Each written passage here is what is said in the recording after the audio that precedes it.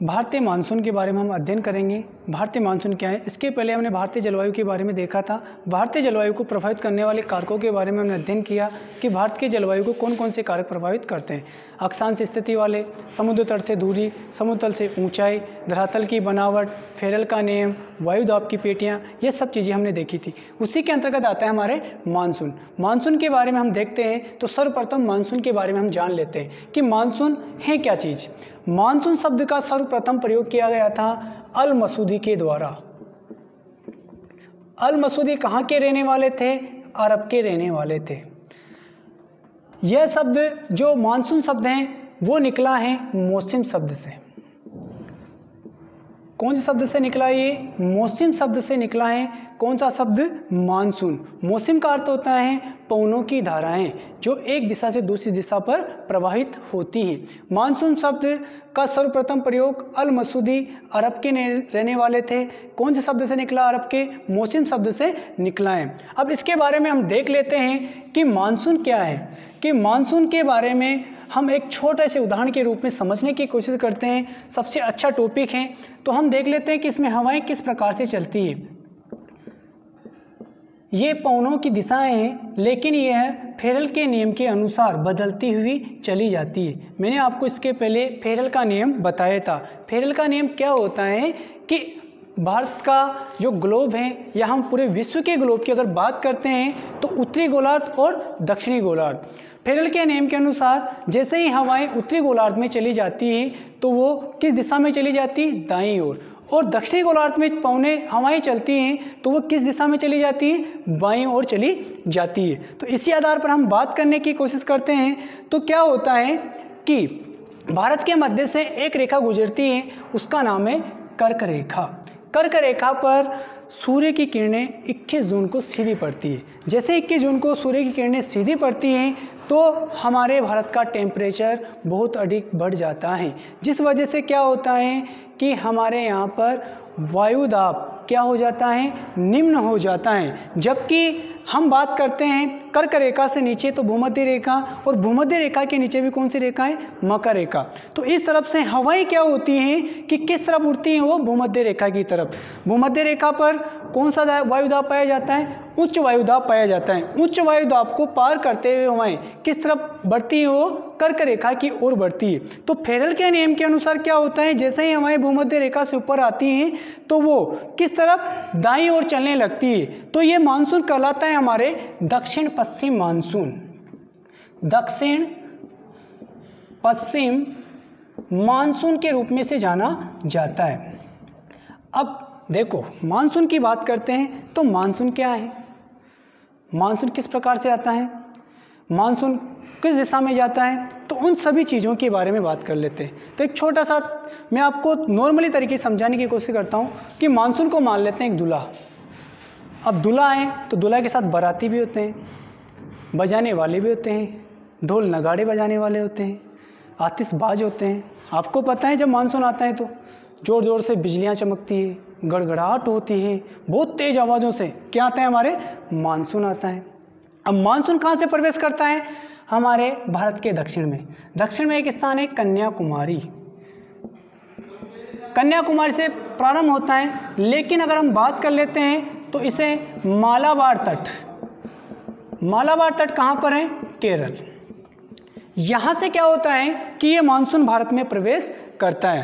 अब ये प्रवेश करता है तो यहाँ से क्या होता है कि ये दो भागों में विभाजित हो जाता है। एक तो चला जाता है अरब सागर की तरफ और एक चला जाता है बंगाल की खाड़ी की तरफ। बंगाल की खाड़ी की तरफ दो प्रकार से। अब नीचे क्या है? हमारे हिंद महासागर। हिंद महासागर के दो बेटे हैं, एक तो है अरब सागर और एक है बंगाल की खाड़ी। हिंद महासागर के जो भारत के दक्षिणी भाग के तटीय भागों को क्या करते हैं? एक सुरक्षात्मक दृष्टि से बोलें या हमारे तटीय क्षेत्रों को देखें तो समुद्री किनारों को रोकने का कार्य करते हैं, दूसरे देशों से आक्रमण को रोकने का कार्य करते हैं। तो हिंद महासागर के दो बेटे भारत के सामरिक दृष्टि से भी महत्वपूर्ण माने जाते हैं। हम इसमें सर्वप्रथम बात कर लेते हैं तो अरब सागर से आने वाले मानसून की बात कर लेते हैं। सर्वप्रथम अरब सागर से आने वाले मानसून की बात करते हैं। अब अरब सागर से आने वाले मानसून की बात करते हैं तो आपने यहाँ पर छोटी छोटी चोटियाँ देखी होगी इस प्रकार से।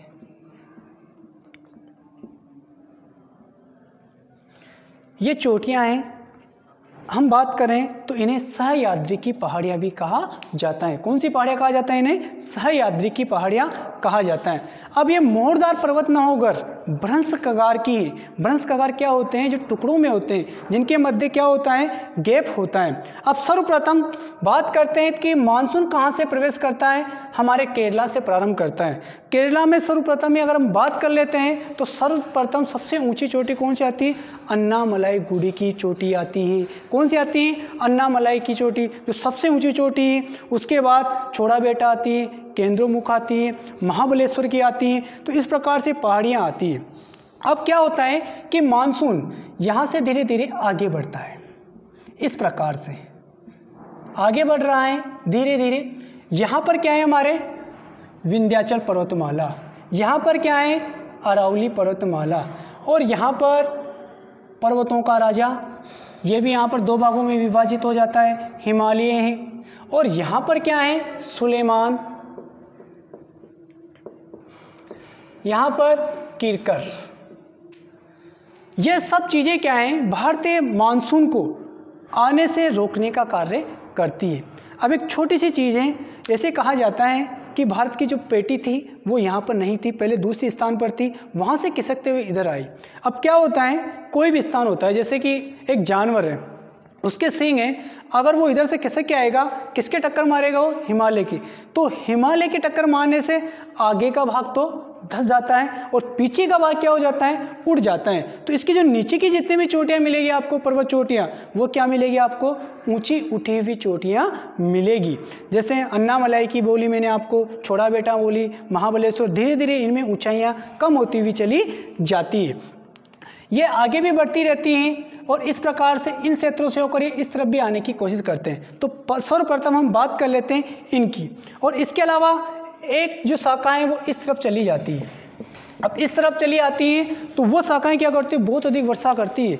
ये क्या है कि उसके आगे खड़ी हुई है। बहुत सी पहाड़ियाँ क्या हैं? समानांतर है। जैसे कि अरावली की बात करूं तो अरावली की पहाड़ियाँ अरब सागर के मानसून की क्या है? समानांतर। तो इस वर्षा को नहीं रोकती, आगे निकाल देती है।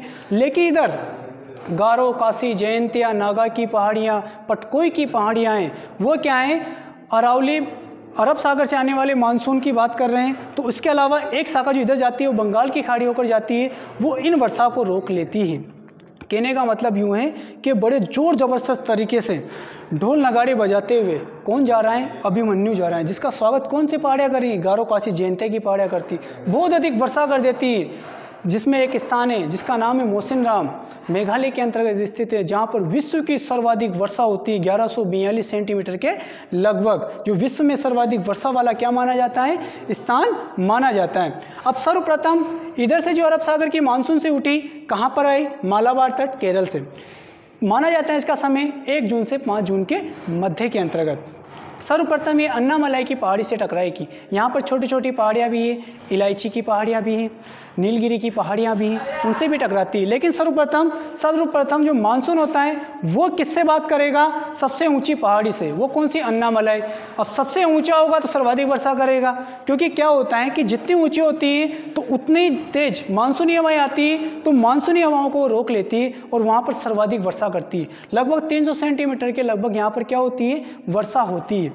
उसके बाद बात कर लेते हैं छोटी चोटियाँ हैं। लेकिन छोटी चोटियाँ क्या होती हैं? पूरे मानसून को नहीं रोक पाती और मानसून उसके ऊपर थोड़ी बहुत वर्षा करके आगे चला जाता है। कहीं पर मैदानी क्षेत्र होता है तो वहाँ पर मानसून नहीं रुकता और आगे बढ़ता हुआ चला जाता है। इस प्रकार से अगर हम देखते हैं तो इसमें सर्वप्रथम अन्नामलाई की पर तो यहाँ पर 300 सेंटीमीटर वर्षा मिलेगी। आगे बात करते हैं 270 मिलेगी। आगे बात करते हैं 250 सेंटीमीटर मिलेगी। आगे बात करते हैं 200 सेंटीमीटर। और इसके बाद अगर हम थोड़ा सा और ऊपर जाते हैं तो 150 सेंटीमीटर तक की भी यहाँ पर वर्षा की मात्रा रह जाती। कौन सी की रह जाती है? दक्षिण पश्चिमी मानसून की वर्षा की मात्रा रह जाती है। एक तो चला गया फर्स्ट डिवीजन पास होने वाला। अब आते हैं सेकंड डिवीजन पास होने वाला।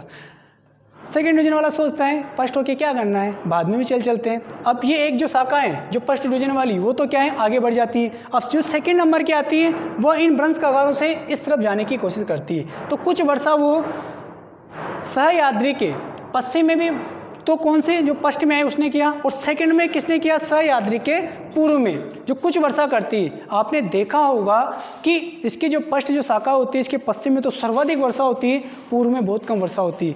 आपने महाराष्ट्र के विदर्भ क्षेत्र को, इसके अलावा तेलंगाना क्षेत्र को देखा होगा, यहाँ पर प्रतिवर्ष या हर बार देखते हैं तो यहाँ पर वर्षा की जो मात्रा होती है वो बहुत कम होती है, इसलिए यहाँ पर सूखा अकाल हमेशा पड़ता हुआ रहता है। उसके बाद ये शाखा सतपुड़ा पर्वत से होते हुए इधर जाने की कोशिश करती है, आगे बढ़ती है, आगे बढ़ते हुए आगे चली जाती है। उसके बाद एक शाखा विंध्याचल और अरावली के मध्य होके आगे बढ़ने की कोशिश करती है। एक गुजरात से होते हुए ये शाखा आगे बढ़ती है और अरावली के समानांतर होते हुए ये कहाँ चली जाती हैं, आगे चली जाती है। इसकी एक शाखा है बंगाल की खाड़ी की शाखा। बंगाल की खाड़ी की शाखा भी यहीं से आगे बढ़ती है। सर्वप्रथम ये अराकाम योमा पर्वतमाला से टकराती है। किससे टकराती है, अराकाम योमा पर्वतमाला से टकराती है। ये यहाँ पर कौन सा है, हिमालय पर्वत। ये इधर से आने वाले मानसून की जो पवनें होती हैं ये भी दो भागों में विभाजित है। कितने भागों में विभाजित है, दो भागों में।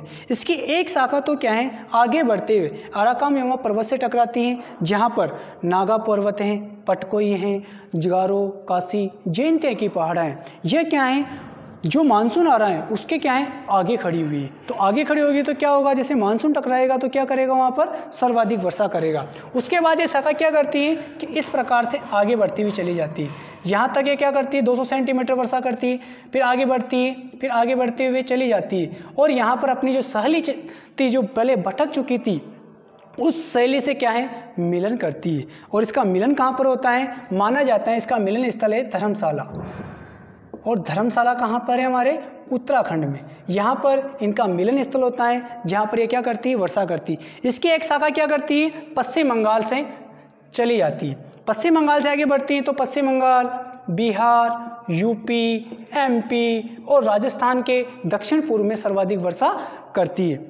अगर हम इसी के अंतर्गत अगर हम बात करते हैं तो राजस्थान में 3 प्रकार की शाखाएं आती हैं। कितने प्रकार की आती, 3 प्रकार की। अरब सागर से आने वाला मानसून, बंगाल की खाड़ी से आने वाला मानसून और अरब सागर का गौण मानसून।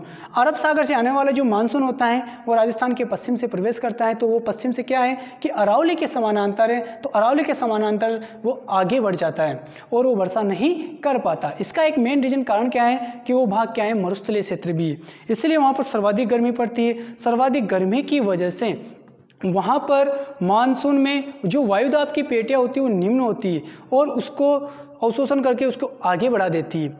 और क्या होता है कि इसकी कुछ शाखा जो सर्वप्रथम जो टकराती हैं वो टकराती है हमारे माउंट आबू वाले क्षेत्र में, बांसवाड़ा वाले क्षेत्र में। तो इस क्षेत्र में तो क्या करती है, वो सर्वाधिक वर्षा करती है, लेकिन कुछ जो उधर होती है उधर की उधर डायरेक्ट निकल जाती है। और एक शाखा होती है जो बंगाल की खाड़ी वाली होती है, वो पश्चिम बंगाल से प्रारंभ होकर बिहार, यूपी, एमपी होते हमारे दक्षिण पूर्व में, जहाँ झालावाड़ क्षेत्र है, झालावाड़ में सर्वाधिक वर्षा करती है। राजस्थान में सर्वाधिक वर्षा वाला क्षेत्र जिला कौन सा माना जाता है, झालावाड़, और स्थान कौन सा माना जाता है, माउंट आबू सिरोही। बात करें तो हम अरब सागर से आने वाला मानसून और बंगाल की खाड़ी से आने वाला मानसून बांसवाड़ा में प्रवेश करता है। दोनों मानसूनों से वर्षा कहाँ पर होती है, हमारे बांसवाड़ा में होती है। इसके अलावा इसमें अरब सागर की जो गौण होती हैं, जो गौण वर्षा होती है वो भी किस तरफ करती हैं, बांसवाड़ा वाले क्षेत्र में सर्वाधिक वर्षा करती है। इस प्रकार से हमारे मानसून की जो पवनें हैं, हवाएं हैं, वो किस प्रकार से हमारे भारत के अंतर्गत वर्षा करती है। इस क्षेत्र के अंतर्गत भी महेंद्रगिरी की पहाड़ियाँ हैं, आदि पहाड़ें इसके अंतर्गत आती हैं। तो इस प्रकार से आगे हवाएं बढ़ती हैं और क्या करती हैं, यहाँ पर वर्षा करती है। बंगाल की खाड़ी से आने वाले मानसून के द्वारा वर्षा की जाती है। अगर हम बात कर लेते हैं कि ये मानसून किस प्रकार से आता है तो हम इसके अंतर्गत और भी बात कर लेते हैं। तो और बात करते हैं तो क्या होता है कि मानसून जुलाई अगस्त सितंबर तक रहता है, वापस रिटर्निंग भी करता है, तो हम उसे बोलते हैं लौटता हुआ मानसून। लौटता हुआ मानसून कभी राजस्थान में वर्षा नहीं करता है। ज़्यादातर ये वर्षा कहाँ करता है, हमारे दक्षिणी साइड के अंदर। और दक्षिणी साइड के अंतर्गत अगर हम बात करते हैं तो केरल, तमिलनाडु क्षेत्र में लौटता हुआ मानसून सर्वाधिक वर्षा करता है। कौन से क्षेत्र के अंतर्गत हम बात कर रहे हैं, इसके अंतर्गत दक्षिणी क्षेत्र के अंतर्गत। दक्षिणी क्षेत्र के अंतर्गत लौटते हुए मानसून से सर्वाधिक वर्षा मानी जाती है और यह वापस रिटर्निंग करके इस प्रकार से वापस चला आता है। ये हमारे मानसून था। मानसून के बारे में मैंने आपको बताया, आपके समझ में आया होगा। धन्यवाद।